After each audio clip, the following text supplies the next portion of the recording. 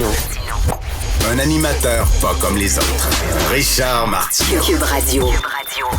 Bonjour, bon lundi, merci d'écouter Cube Radio. Alors, c'était les Gémeaux hier, hein? C'est l'automne, donc c'est la saison des galas. Alors, c'était les Gémeaux pour récompenser les gens de l'industrie de la télévision. C'est drôle, hein? On ne fait que récompenser les artistes, hein?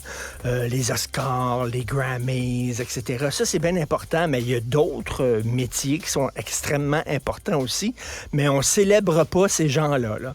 On ne fait que célébrer publiquement les artistes. Comme si c'était, je sais pas, une job particulièrement importante. Moi, j'ai hâte de voir, moi, le gala des plombiers. T'sais. Ça serait bien. À Télé-Québec, le premier gala des plombiers ici, Bob Binette. Et nous célébrons maintenant le 3e gala des meilleurs plombiers du Québec. Et on est arrivé maintenant au dernier prix, c'est-à-dire le plombier de l'année. Alors, en nomination, il y a Rénal Tremblay de Bouchon à Chicoutimi. Il y a aussi Johnny Brault de Desblocs 911 à Villemort. Et il y a Martin Guenette de Martin Guenette Incorporé à Baie-Saint-Paul. Et maintenant, l'enveloppe va être ouverte.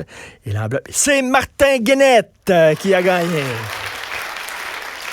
Martin Guenette, qui est une légende dans son milieu, alors c'est le meilleur débloqueur de toilettes de tout le Québec. On se souvient qu'en 2022, Tom Hanks est allé tourner justement dans le coin de Baie-Saint-Paul. Il avait mangé des mets mexicains et il y avait eu la chiasse et il avait bloqué sa toilette. Et on a appelé Martin Guenette qui est arrivé avec son escouade, c'est-à-dire sa belle-sœur Rita et son cousin Steve. Et après 4 heures de dur labeur, ils ont réussi à débloquer la toilette. Donc Martin Guenette, je pense que c'est un prix extrêmement mérité. Alors, j'ai hâte de voir ça, moi. Les meilleurs plombiers du Québec ou les meilleurs, tu sais, pourquoi pas, les meilleurs chirurgiens du Québec.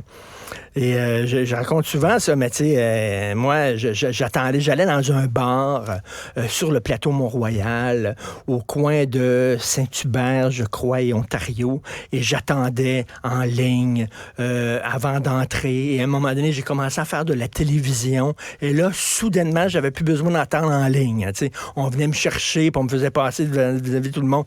J'en ai profité, je l'avoue, là.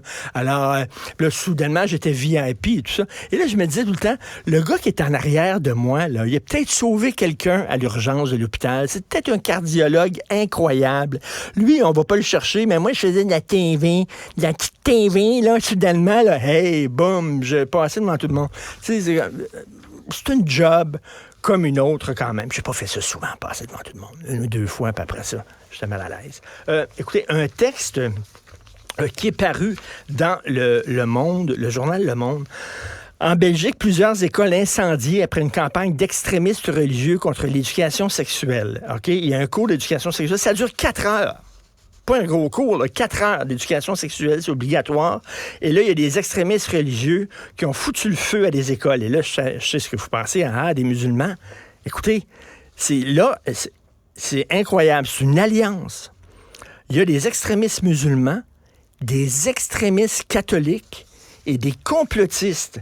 Des complotistes qui disent que ce cours-là, c'est un guide satanique utile aux pédophiles et qui veulent pas qu'on transforme nos enfants en proie facile pour les pédophiles.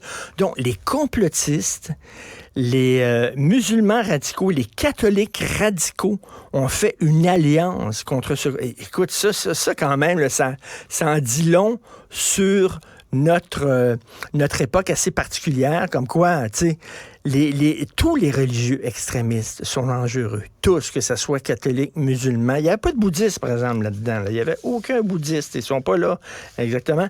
Mais et les complotistes, comme quoi les complotistes, on dit souvent, c'est une religion. Tu sais, ce sont des gens qui croient totalement à leur théorie du complot, les yeux fermés, exactement comme des extrémistes religieux. Donc, c'est quand même assez particulier. On dit souvent, la politique, des fois, fait qu'il y a des gens qui ont rien en commun, soudainement s'allient contre un adversaire commun. Alors là, des musulmans extrémistes, des cathos extrémistes et des complotistes qui ont incendié des écoles en Belgique pour lutter contre un méchant cours de sexualité qui durait exactement 4 heures. Martineau. Le parrain de l'actualité.